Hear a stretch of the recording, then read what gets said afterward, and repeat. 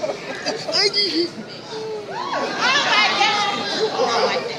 to thank everybody who's here this evening, this afternoon. I want to give a special thanks to members of Congress, the Congressional Black Caucus who are here tonight.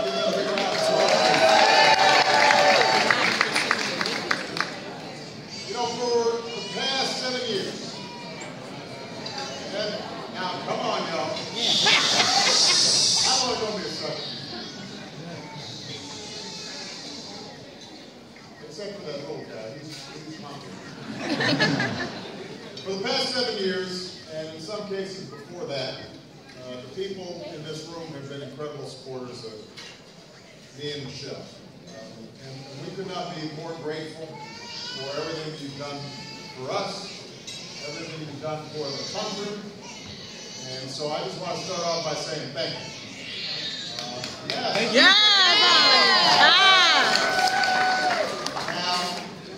we gathered to celebrate Black History Month, and from our earliest days, Black history has been American history.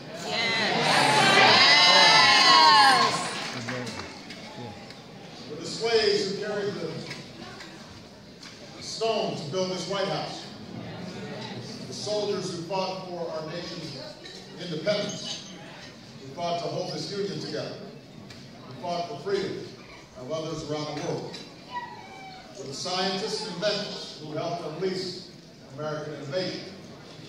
We stand on the shoulders not only of the giants in this room, but also with countless nameless heroes who marched for equality and justice for all of us.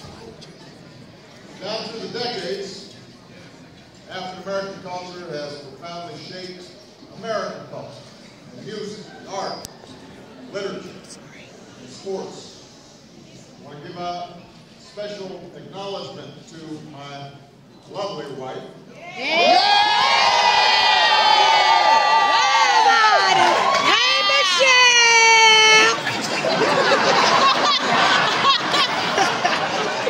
Because just last week, she hosted everybody want quiet. A performance of African-American women and girls in dance. And we have luminaries like Debbie Allen and Judith Jameson,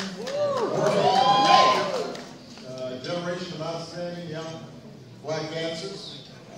It was apparently an incredible event. I was not invited. My dance moves did not make the cut.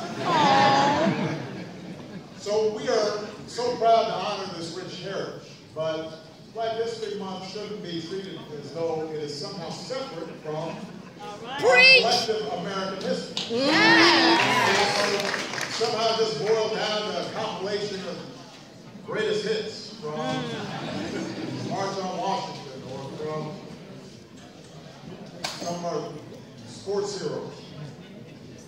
There were well-meaning attempts to do that all around us, from classrooms to corporate ad campaigns, but we know that this should be more than just a commemoration of particular events.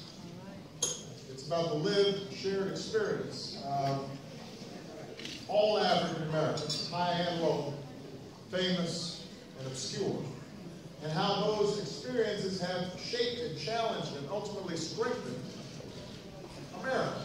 It's about taking an unvarnished look at the past so we can create a better future. It's a reminder of where we as a country have been, so we know where we need to go. That's why earlier today we hosted an intergenerational roundtable of civil rights leaders to talk about today's efforts to reform our criminal justice system. So we have icons of the civil rights movement that helped get me here, folks like Reverend C.T. Vivian and John Lewis. They were with up-and-coming change makers like Stephen Green, the NAACP Youth and College Commissioner, Brittany Pagnett of Campaign Zero. Yeah, Brittany! Come on! Who has done outstanding work as a member of our 21st Century Police Task Force. And to hear the incredible contributions these young people were making. and to see how their courage and tenacity was connected to those who had lived through Bloody Sunday. It made you optimistic about the future.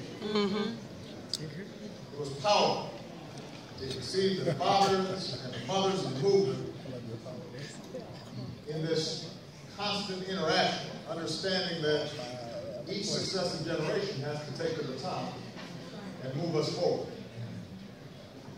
And what's so inspiring about these young people and their generation is that they don't see Black history as a relic. It's not something to study in a book. They don't see themselves as distant from that history. They are participants making history. Yes. It's alive. It's something that we have the power and the responsibility to shape, to wield. The civil rights movement grew out of church basics and word of mouth, and drew strength from freedom songs, the power of young people's examples.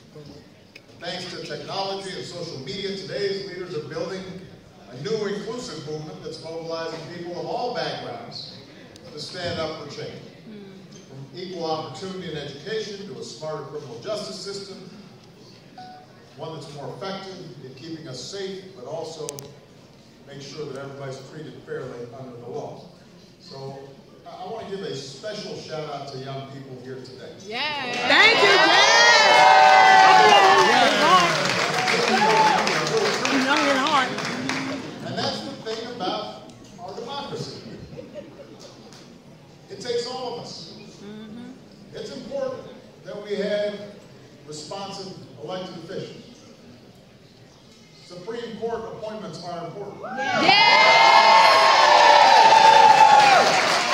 And ultimately, everything comes down to the constant perseverance, the courage, the tenacity, the vision of citizens like you. Making sure not only you exercise your right to vote, but that in between elections you are a part of a constant movement in your local communities or at a national level or at an international level to bring about the kind of change. America's a nation that is a constant work in progress. That's why we are exceptional. We don't stop. There's a gap. There always will be between who we are, perfect human, that ideal that we see. But what makes us exceptional, what makes us Americans, is that we fight wars and pass laws and we march and we organize unions and we stage protests, and that gap gets smaller over time. And it's that effort to form a more perfect union that marks us as a people. As long as we keep at it, as long as we don't get discouraged, as long as we are out there fighting a good fight, not just on one day or 1 month, but every single day and every single month, I have no doubt that we're going to live up to the promise of our founding ideals, and that all these young children who are standing in front, Can't tell. no matter who they are, where they come from, they're going to have the opportunity to achieve their dreams. Thank you, everybody.